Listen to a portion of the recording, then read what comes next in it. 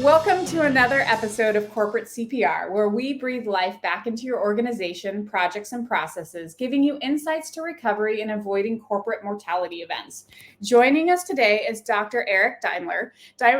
Daimler is an authority in artificial intelligence and robotics with over 20 years of experience in the field. He has co-founded 6 technology companies and is currently founder and CEO of Connexus AI, a company spun out of MIT that addresses the largest unsolved problem in computer science.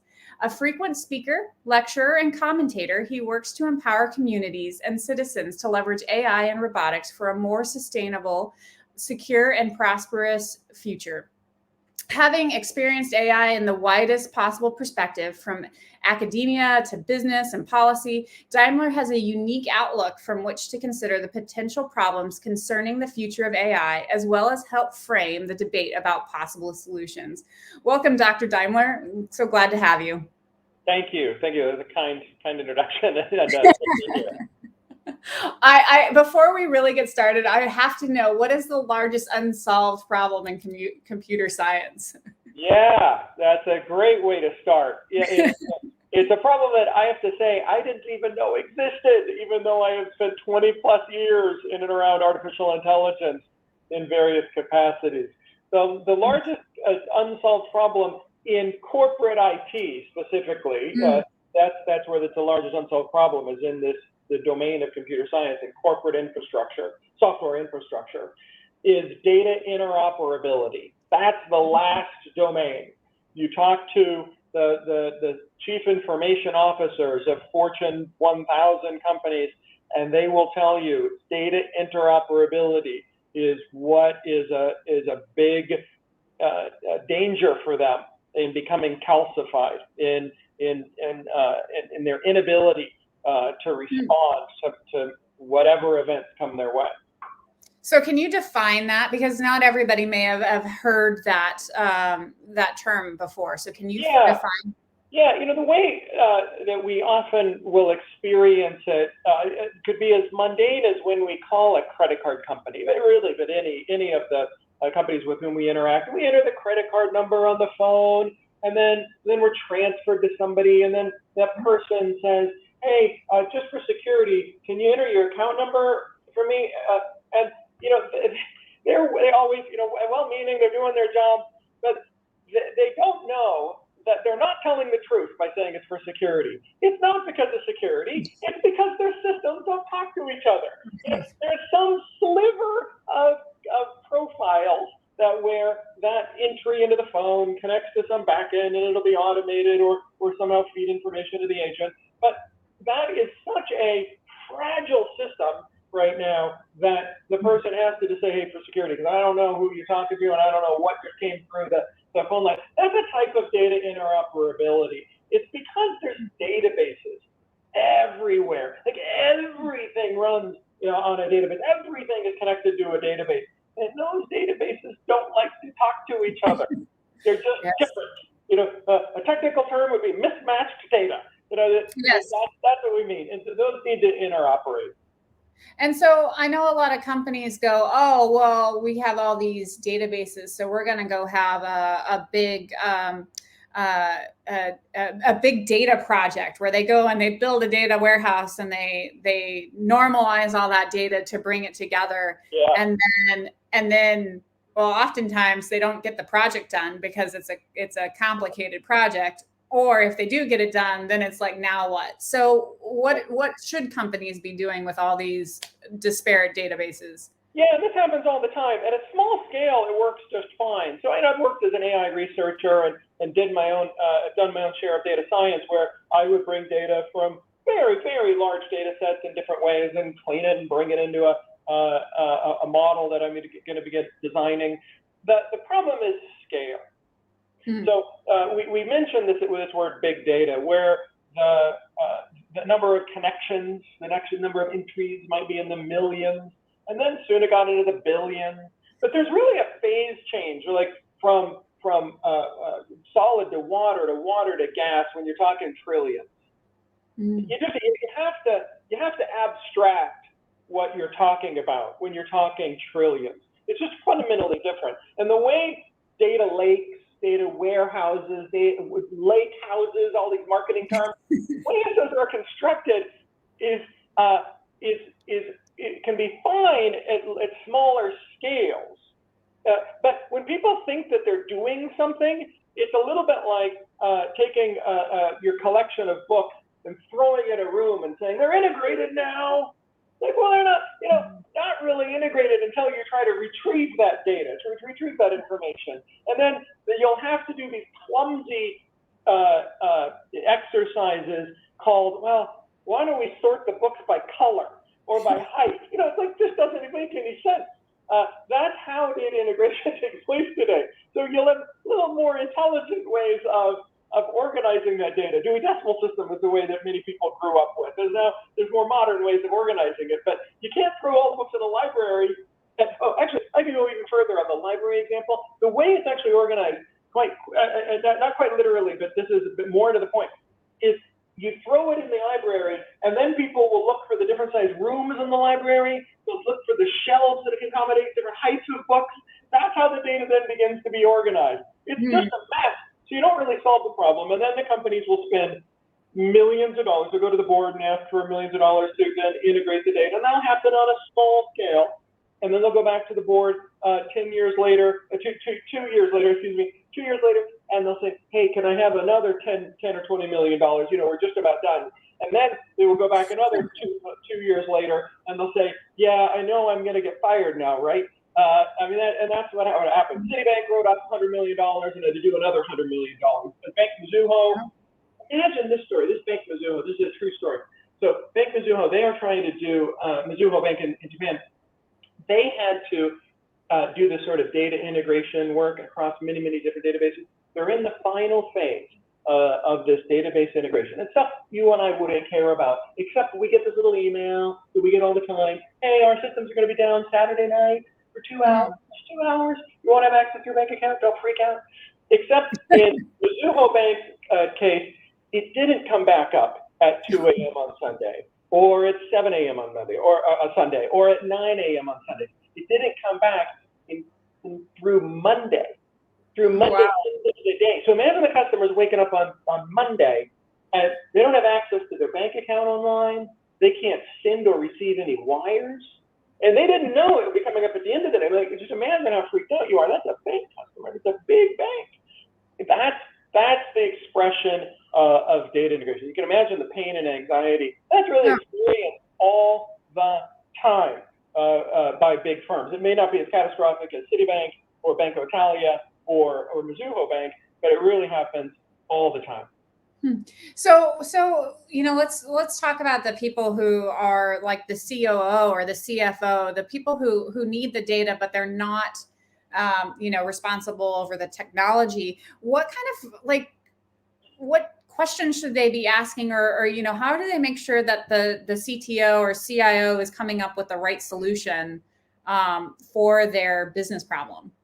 Yeah, you have to ask around how many databases is this going to scale before we have to take a different approach. There's a lot of great tools from a generation past.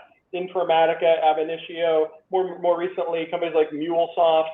Those are great at connecting one database or another database. But the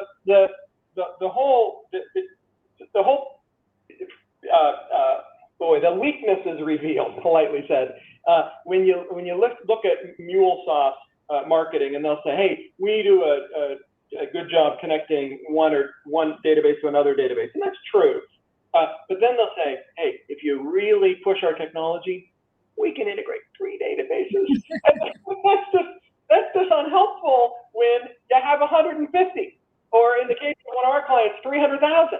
It's just unhelpful. One of our clients, they said, look, if we actually wanted to do the traditional method applied to our business vision of having all these databases talk to each other in a way that gives us the ability to make quicker and better business decisions, the infeasible but true budget would be $2 trillion.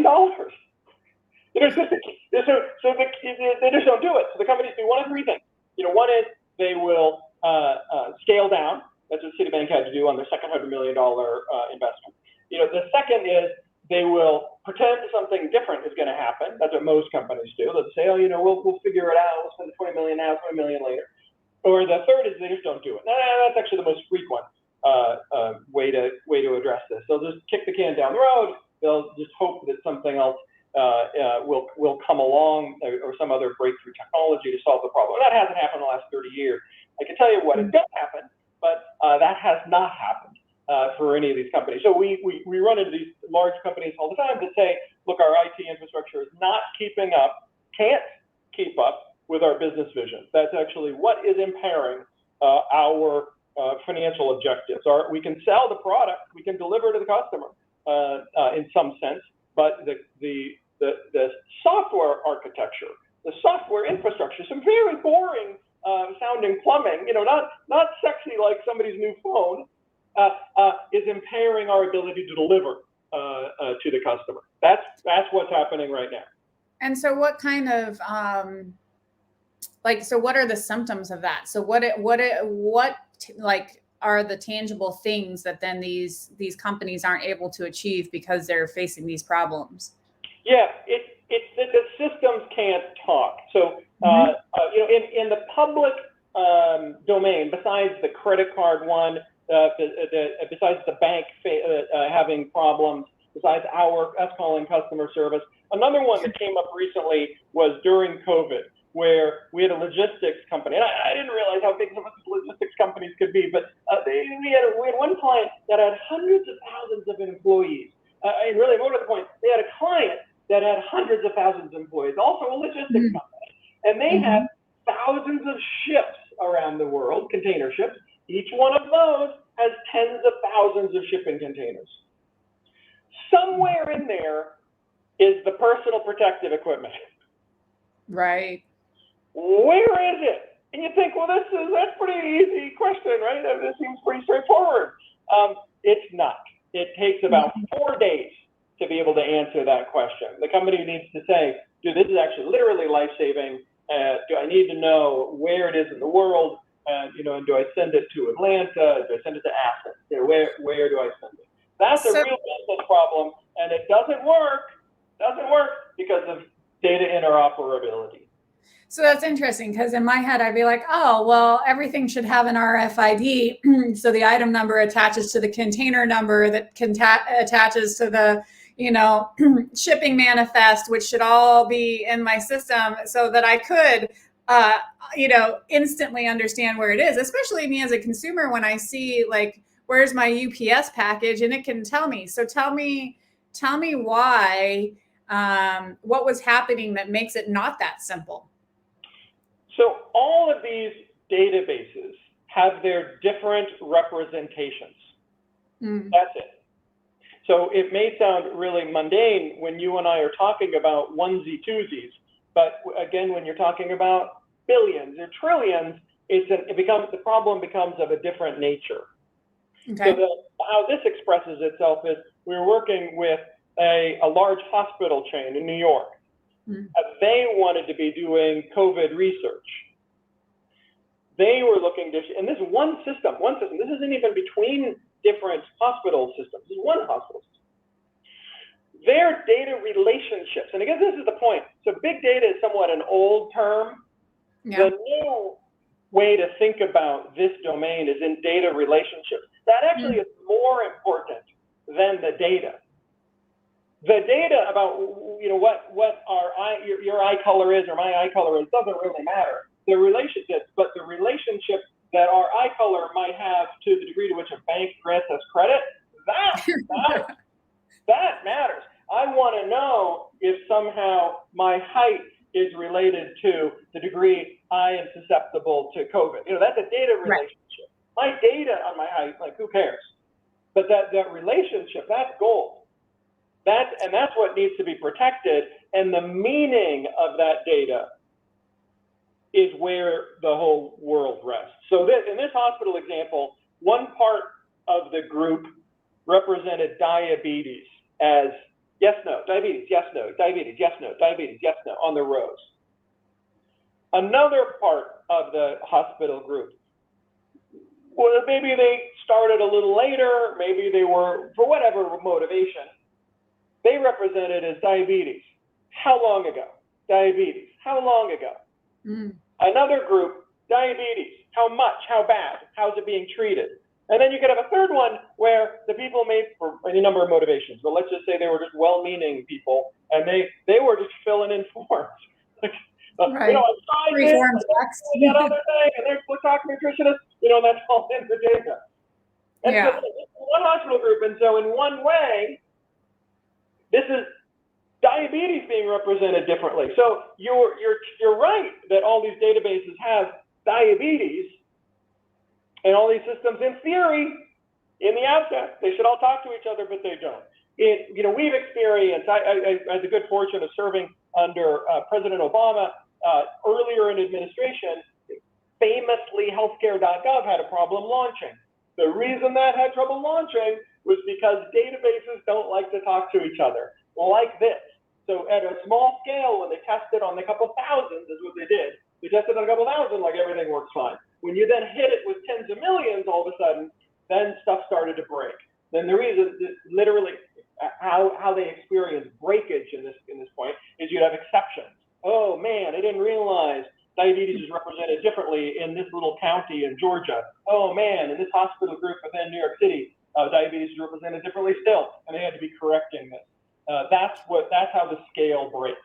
And so how do they overcome that? Is it through standardization, saying we need all of you to represent your data the same way, or is there a way to translate how people were representing their data into a common format? So there's a couple of good, that's a very good question. Now, one way you can do it is standards. The problem with standards is standards, if they're done top down, rarely work. The joke is, hey, there's 11 standards, let's create the one that really captures them all. Now you have 12 standards. You know, it just doesn't work, because the people that had the diabetes, how much, they might have had very good reason to do that, because maybe they were more research focused, where another group was more clinically focused. So they just have different needs. So right. you're going to impose a golden record, we'll often call it, a golden record top down. That's never applicable, rarely applicable. You know, it works in equity trading, stock trading. It works in the bond market, same thing, security. It works in airline scheduling. The airlines by IATA are required to standardize airline schedules. It's good for them. But in many other domains, it falls apart very quickly. So what the innovation is, a point to the future. The point to the future is not in computer science. It's in math. The next generation is coming through math. That's the answer. So as much as I'd like to think it's in computer science, because that's where my education came, that's where I was a researcher, there's a domain of math that's really more appropriate to the digital age. And it's this domain of math called category theory or categorical math. The good thing is it's easier than calculus, but and it can be taught at a high school level. But that's really the future. That is really transformational. It's going to wipe the slate clean in information technology over the next 10 to 20 years. It'll come alongside quantum computing. So you really can't have quantum computing without category theory for reasons I can get into. This is the quantum computing of software. Quantum computing is hardware, of course. So this is the quantum computing of software, and that software is going to be expressed in category theory. That's how you do it. And what that enables a bottoms-up model. So you can respect the interpretation of different research groups. One research group says diabetes, yes, no. Another research group says diabetes, how are you treating it? How long ago? I'm trying different things, whatever. Those can be respected bottoms up and then connected through the math in a way that scales to the size of the population. That's how you do it. How does bad data then factor in? Does it become so scaled that then the bad data is statistically irrelevant? Or, because we always hear that mantra, bad, junk in, junk out and stuff. So like, where does that play into this? And what do companies need to be doing with their bad data? Yeah, it's a good question. There's a few answers to that. The thing is, inside the world of bad data or cleaning data, the whole universe exists. So there's a whole bunch of things that can be meant inside of that. The one we're tackling right here in this conversation is we're saying there's different versions of the data, different interpretations. You can call that bad data if you would like, and one way of handling that is to normalize it. You crush the fidelity of it to just be yes, no. So you would assume that, for example, if diabetes, how long ago? Well, that means diabetes, yes. Diabetes, how are you treating it? That means diabetes, yes. You can crush all that together and just say diabetes, yes, no, if you'd like. That's a normalization. So you can do that, but that gets rid of all this rich fidelity that often companies, organizations, governments spent a long time and a lot of money collecting, and that's just lost. So that's one way of treating a sort of dirty data. The correcting of anomalies, there's software that can certainly do that. But the point I'm bringing up, or the point that the category theory, or these sort of formalizations of data relationships addresses, is the point that once you have that clean data, and then you specify it. Oh, this is diabetes, yes, no. This is diabetes, how much? This is diabetes, how long ago? And then you create that relationship. That relationship or that meaning is established forever, regardless of the underlying technical infrastructure. So right. It scales no matter what. You want to have that meaning preserved. You want to have your model respected, your model, your view of the world. I'm head of a research group in diabetes at whatever hospital. I want to have that relationship respected when I interact with the data around me. I don't want to have it imposed from above. I have my own reasons. It sounds more like it's more end user friendly then, because then I still get to interact with my data in the way that's meaningful to me, but then that can be scaled into a way that's meaningful to decision makers.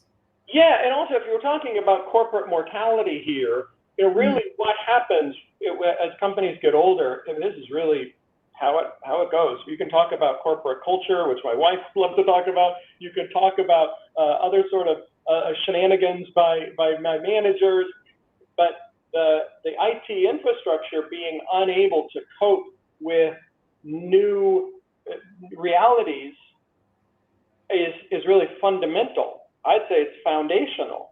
That the company begins to calcify around just maintaining what they have, because there's a cruise ship company that we've all heard of. It's a very big company. They spent, I don't know what this magic number, $100 million.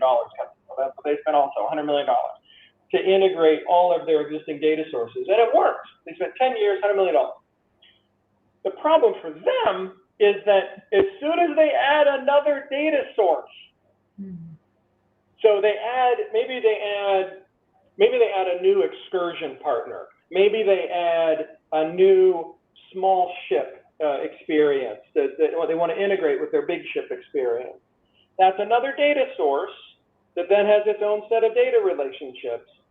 You try integrating that, and it all starts falling apart. That's the problem. And then how you and I would experience it is we experience it when we go to check in at the restaurant, and the person says, "So would you like dinner for 4?" And you're thinking, "Really? I have a reservation here for 6.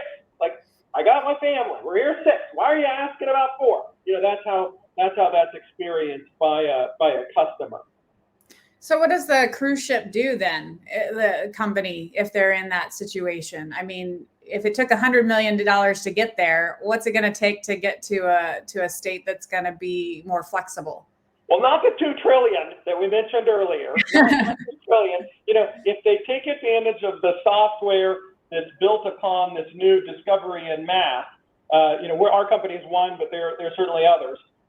Then then they can begin to formalize the relationships such that they can scale these meanings. They can say, oh, I'm going to firmly establish that the way we're representing name in this new department is the same as we're representing name in this old department. And so I guess, in my perspective, I feel like data is the future, right? Because it's the basis for everything. I mean, as long as you got a product and as long as you've got the necessary service, then one of the big things is data, because you have to be able to make decisions around your product or decisions around the markets or decisions, or it may be decisions, but it also may be like, just in your example before, being able to properly service, right? Like, so that the customer has a good experience and they aren't, having to repeat the name and all of that when you're like, I just put all this into the phone. Why are you asking me that again? Yeah. So, do you think data is like the foundation and is the future? And this is like something that companies, should be taking more seriously than maybe they are? I agree, and I offer to build on that. When I recall when the Obama administration being controversial by saying that every company is going to be an AI company. I think now somehow somebody wrote a book just on that little sentence of mine. Every company being an AI company doesn't mean that every company is going to build AI algorithms. It's that every company is collecting their own data, but this is the critical part. Every company is going to discover their own data relationships.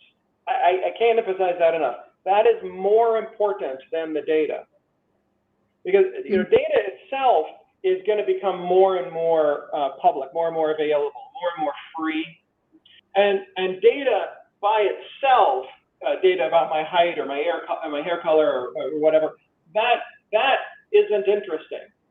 But if you observe as a company, if there's one company that observes my behavior that says, oh, the relationship between a time of day and Eric getting his coffee, that's gold. We can do something with that. Or the cruise line, the relationship between Eric and his family going on a Mexican themed excursion and then wanting the tequila tasting, that's something we can do something where you can work with. That's a data relationship. It's not just the data, it's not just the facts, it's those relationships that are golden. And it's in no sense that every company is an AI company. They are going to be competing on what they know, what they found out about data relationships and about meanings, I go one step further, about the patterns in those relationships. Yeah. One of the things that I thought was really example that I saw was this satellite imagery company, and they, they're mapping, the world, and they were observing parking lots to talk about trends for Black Friday. And I never even thought about that. Like, that you could be like, oh, the parking lots are fuller on these days, and here are the trends that we're seeing for holiday shopping. It's really fascinating around that. So, I can see why those relationships are important. Yeah.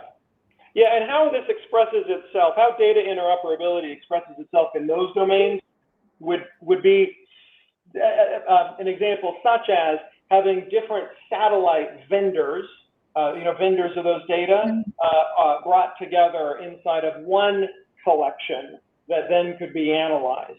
That is an expression of data interoperability. That could be for commercial use, or that could be for national security use. Australian satellites, US satellites, bring them together because they represent an easy one. They represent the date differently. That's an easy type of data interoperability. That's a trivial one, but that's an example of data interoperability. Again, fixing these things in the thousands or even the millions, not as hard. Fixing them things in the trillions, a different world. So, you mentioned the future, like there's going to be in the future more data available and that's going to be able to help make those data decisions. And one of the areas that I've noticed that I feel is really lacking. Well, I'll start with who's not. So, the credit cards came together so that you could have clearing, clearing houses to clear the transactions of when you spend money on your credit card, which is why it works so quickly. And, every location can take whatever, any credit card they want to take. I haven't seen that translate into healthcare and claims. So it takes a long time for claim adjudication when you go to see your doctor, and yeah, you might pay your copay or your whatever, but then it goes to the insurance company, and then they go adjudicate the claim, and then they say whether or not you owe more money or not. Do you see a future where there's more collaboration there and those things happen more instantaneous, like your credit card? Or what do you see in the future, I guess, in that space? Yeah, in life sciences, we see there a research domain, we see a clinical domain, the way in which we deliver healthcare, and then we see the operations. It's in the operations of healthcare that we think we will see the last place for the modernization, but really because of the regulations. Some of those regulations are very well-meaning, and as patients, we may want them, but as they're currently constructed, they're very, very hard to work around, and it provides an enormous friction for firms like ours to get involved, smaller firms, and a lack of motivation for the larger firms to innovate. They're mostly concerned with just not getting fined. Okay. Well, so do you think that will change then? Because one of the things that I feel like I'm seeing as a trend is, with the Facebooks and the Instagrams and social media and all of that, newer generations are more willing to give up their data for that ease of having a holistic view of their life, right? So you talk to Gen X or baby boomers, and they're just appalled at what millennials or Gen Zers will give up, like, about themselves to the interwebs. But is that going to facilitate a new world of data and just ease of doing business? I think what we may all be sensing from the younger generation is their acknowledgement or their recognition that our privacy in some sense is gone. Get over it. The data is going to be out there. So how might we control it is taking on a different frame. The individual data, again, whatever characteristics one could observe about me, that I think people are just less likely to care about. That's what we're seeing in some digital natives. I think it's in the relationships between that data that we should all really be somewhat. That should have our attention. That's really the part that you can invent some linkages that would not be too fun to experience, and the reason that sometimes they're not fun is because they're black boxes. So it's one thing we all experience our credit score having an impact on us getting credit, but if that were to become a proxy for other parts of our life without us knowing, that'd be pretty scary. Yeah, I was about to ask you that, because you have done some policy work, and so I guess the fear would be, how does then discrimination creep in because people now have these data, whether it's from an insurance company who says, now I know everything about your health, and so I'm not going to insure you, or isn't it China who's testing out the social score, so everything that you do either bumps your score or brings you down, and that can determine whether or not people will do business with you. So where do you think policy will go? How do we protect people? Because it's great to have data, and it's great to facilitate commerce and make our lives easier, but want our data to be used against us. Yeah. The stories about the overseeing of the data for Chinese citizens is a scary one, and provides a cautionary tale. But I think we need to embrace the adoption of technology, not just be scared of it. So it's really important to me that people engage in the conversation about what they want and what they don't want. I wrote a paper shortly after my time in the White House that talks about a multiple point, five or 7 point plan, I forget, suggestions of technology policy.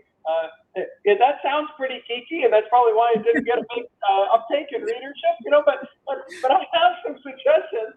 Two of them is, two of them I can outline are, one, look at defining links in automation. So as we just were talking about, it's one thing to have a credit score. It's entirely different to have that credit score linked to whether or not I can fly. Just to throw out an example. Another one would be,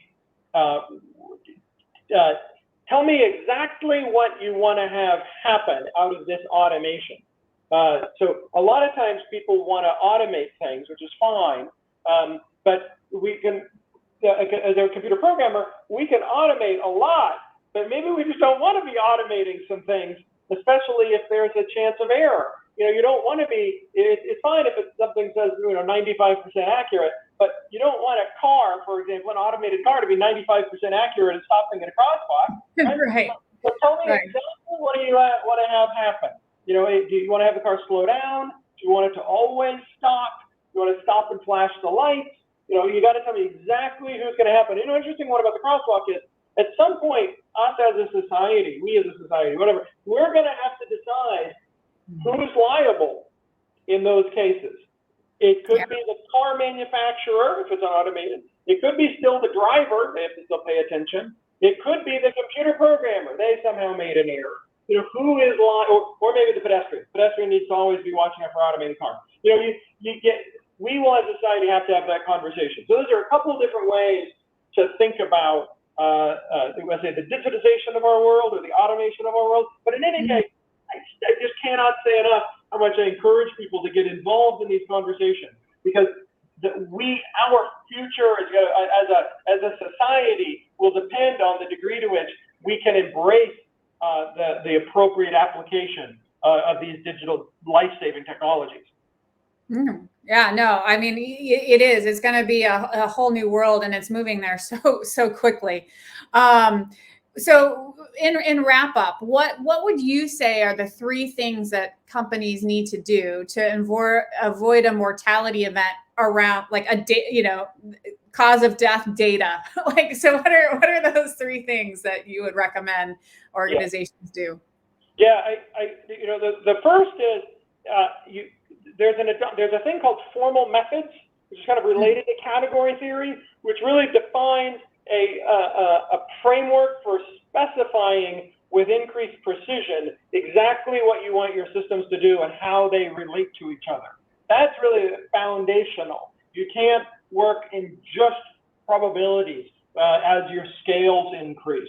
The second is in category theory, you really need to be starting to orient your systems towards categorical thinking, towards categorical math. One might say the more math, the better, but if I had to choose, I'd say emphasize category theory and diminish trigonometry, geometry, and of course, calculus. They're the math of the 19th and 20th centuries. Sometimes applicable, much less applicable to a digital age. And then third, I really would ask that companies consider where they want to automate and the linking of the automation. That's for citizens, but that's also for companies. They can get in a lot of trouble automating what they don't need to automate before it's 100% ready, and that prevents having some catastrophic failure mode. So the one is the formal method, the second is the category theory, and third is stacking automation carefully. Yeah, no, that makes sense. And so if people wanted to find out more about, what you do and the information that you have out there, how do they find you and Connexus AI? Yeah, Connexus AI is at connexus.com. So you can certainly check out our webpage. There are more YouTube videos and papers than one can probably consume in a lifetime available there, because we were birthed out of MIT. So there's a lot of underlying intellectual work there. And then, of course, I'm available at Be Connected to on LinkedIn. All right. Well, thanks so much for your time, Eric. And to our audience out there, until next time, keep your corporations healthy.